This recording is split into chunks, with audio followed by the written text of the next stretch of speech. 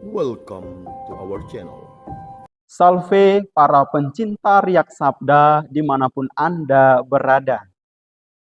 Berjumpa lagi dengan saya Frater Ari, calon imam Keuskupan Agung Pontianak dalam Riak Sabda edisi Sabtu 4 Mei 2024. Injil suci diambil dari Injil Yohanes bab 15 ayat 18 sampai 21.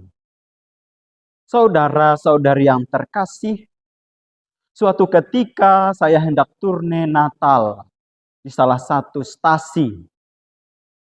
Pada hari yang sama, saya mendapat tugas memimpin ibadat sebanyak 2 kali. Dan di tempat atau stasi yang berbeda, yakni pada siang dan juga pagi hari. Setelah selesai memimpin ibadat di stasi yang satu, saya bergegas menuju stasi yang berikutnya. Saya dengan penuh semangat, dengan penuh sukacita untuk datang ke stasi itu, terutama untuk memimpin ibadat dan mewartakan Injil. Ketika tiba di stasi yang dituju itu, saya melihat belum ada tanda-tanda kehadiran umat. Bahkan kapel stasi itu pun masih dalam keadaan pintu yang tertutup rapat. Kemudian saya mencoba untuk mendatangi beberapa umat yang ada di rumahnya. Dan saya langsung memperkenalkan diri dan juga menyampaikan maksud kedatangan saya di tempat itu. Akan tetapi yang terjadi ialah di antara umat di situ saling menyalahkan satu sama lain. Dan mereka juga saling memperdebatkan bahwa ini tugas kamu, ini tugas saya, dan sebagainya. Dari perdebatan-perdebatan semacam itu, saya kemudian mengambil langkah, yakni untuk tidak melakukan ibadat sabda perayaan Natal pada siang itu. Saudara-saudari yang terkasih di dalam Kristus, bacaan-bacaan suci yang kita dengarkan pada hari ini juga mengingatkan sekaligus menyadarkan kita kembali akan konsekuensi-konsekuensi yang akan kita terima, kita alami sebagai pengikut Kristus.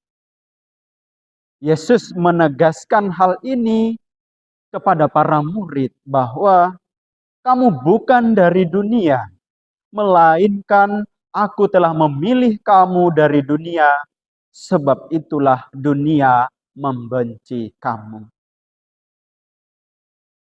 Dalam kehidupan sehari-hari, kita seringkali dihadapkan pada kecenderungan-kecenderungan yang mengarah, yang berkaitan pada keinginan pribadi. Keinginan itu yang pertama terkait pengakuan diri. Seringkali kita merasa kita ini perlu diakui oleh orang lain, terutama dalam karya-karya yang kita kerjakan dan juga dalam hal kelebihan-kelebihan yang kita miliki, di mana kita merasa saya perlu dihargai, saya perlu diapresiasi, dipuji dalam hal ini. Kemudian kecenderungan kedua, kita seringkali juga haus akan penghormatan dan penghargaan. Kita ingin dihormati dan dihargai oleh orang lain, terutama ketika kita sudah memiliki jabatan yang bagus di dalam masyarakat.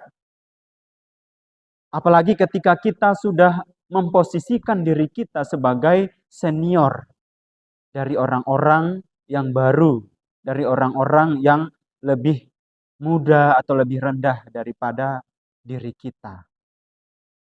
Dan kecenderungan yang ketiga, pengertian daripada orang lain. Kita juga sering punya keinginan untuk diperhatikan oleh orang lain. Ketika kita melakukan kesalahan, kita berharap orang lain mau memaklumi, bahkan memaafkan kita. Saudara-saudari yang terkasih di dalam Kristus, kecenderungan-kecenderungan ini apabila tidak terpenuhi, seringkali kita akan merasa kecewa dan bahkan sakit hati. Seringkali juga keinginan-keinginan yang semacam inilah seringkali juga bertentangan dengan kehendak Tuhan. Dalam hal ini, Tuhan punya cara terbaik untuk mendidik dan membimbing kita kepada kedewasaan iman.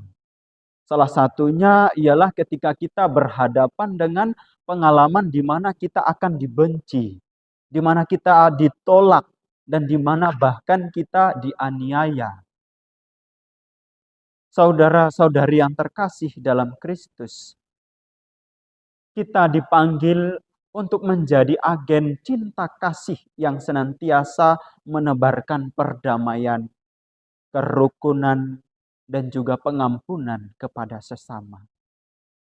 Kita juga diajak untuk peka terhadap sapaan Roh Kudus dan taat dalam mengikuti kehendak Tuhan.